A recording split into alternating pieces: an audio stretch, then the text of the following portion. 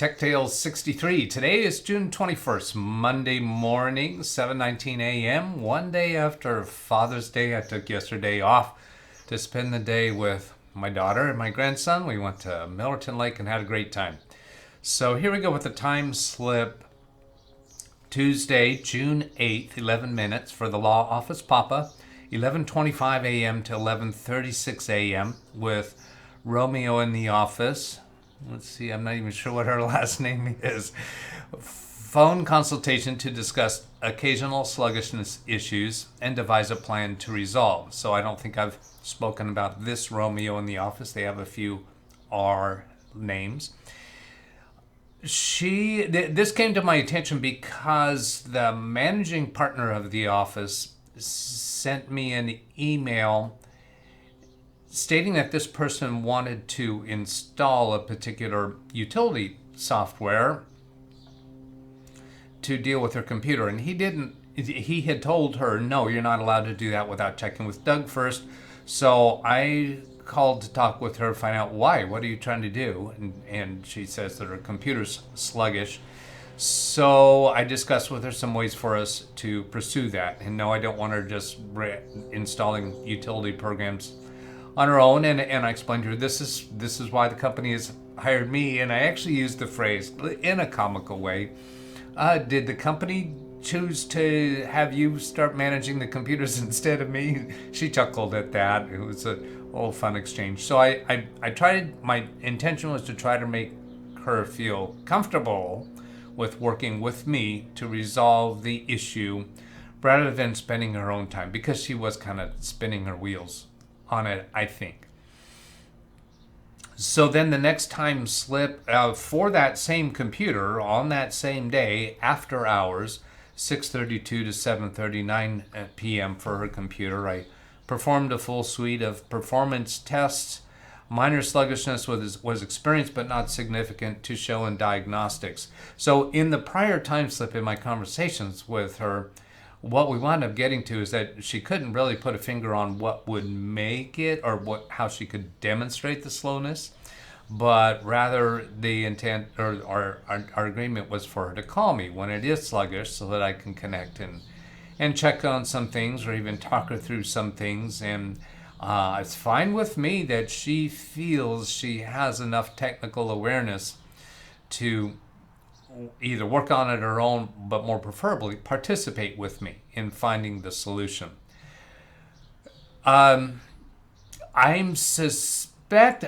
suspicion is that computer is in a specific internal office that has had troubles in the past with other computers, and I'm suspecting there's something going on with the Ethernet connection in that office space. And there was another one of their computers that it might be the same model, because I try to buy multiples of the same model computer when we go through, any computers we replace in a given year is likely going to be the same model computer, so that we have several of the same model, because that can cause some efficiencies in resolving issues like this. So anyway, one of the other computers, I had installed a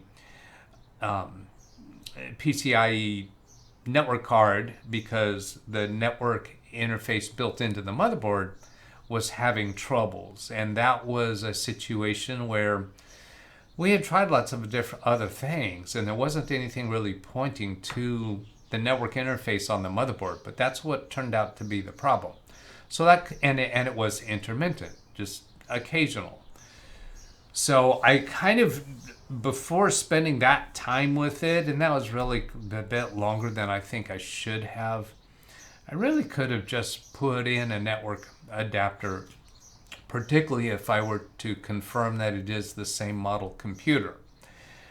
So anyway, we don't have that problem resolved yet. She has not called yet since then. And that was 2 weeks ago, as far as calling me at a time when she's having trouble.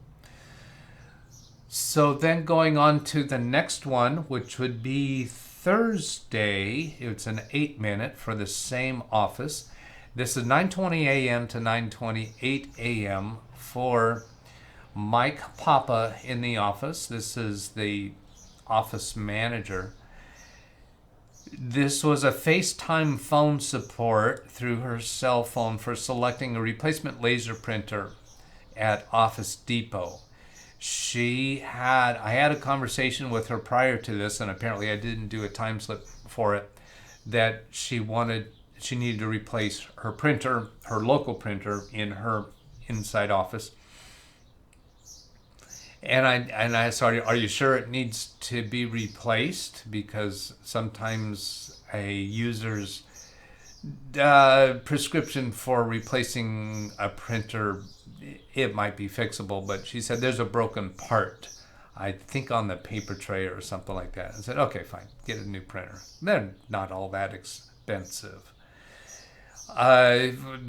In terms of how they work for this user, particularly this is one of the personal size printers. So we looked at what was available there. I had told her, she had inquired, what printer should I buy? Well, I don't know what printer they have on the shelves now. Printer models change too quickly, but I did know that it would be easy for her to select an inappropriate printer. I want to stay away from the printers that push you for web connections or Wi-Fi connection to your phone. I want just a straight USB connection, black toner printer, and that can be difficult for an end user to realize when they're looking at models on the shelf which one to go for. So she was looking at models on the shelf, and she was among the more expensive models. I said, find the cheaper models. Just go look at prices, find the cheaper areas, and look at those. So she did that, and she'd point her phone to the label on the printing on the box or the placard that's on the shelf. She had a little difficulty coordinating the boxes to the model printers that are displayed, and we found one, and we went through a variety of different things: what kind of screen it has on it, what kind of paper tray, what kind of paper feed, is it going to take our labels okay, is it ink, is it toner. The one we wound up getting was a color laser printer, although I didn't realize it at the time. And in hindsight, I would have rather had a straight black laser, but I'm kind of thinking they might not have even had one on the shelf. By the time we were going through all the variation of things for her to look at, it was running a little long, and I could tell she was getting a little frustrated. So next one is, so I've talked about this one before. It's the cabling components supply company, Mike, and for Charlie in the office, he's the owner. This was a phone consultation to discuss the sequence of testing the web version of Orders Plus side by side with the current server-based software until satisfied of operation, then fully implement the online system before installing new computers.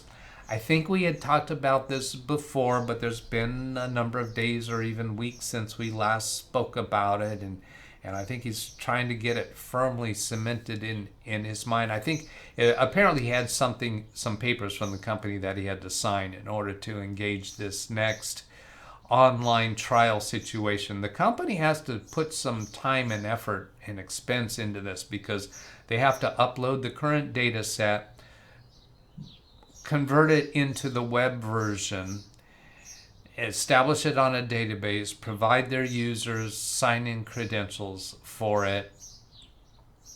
And then what will happen is their existing Windows 7 32-bit computers will continue running the locally installed server-based Orders Plus, and side by side they'll have a web browser window open, signed in to the web version of the software, and they'll duplicate transactions.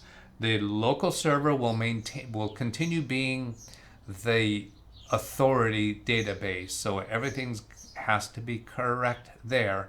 The web version, they can be a little more inconsistent with. They don't have to totally duplicate. However, if they were to totally duplicate it faithfully, every transaction was run on the web version the same as it is on the local version, that means the company would not have to do a fresh upload of the data when the switchover date comes.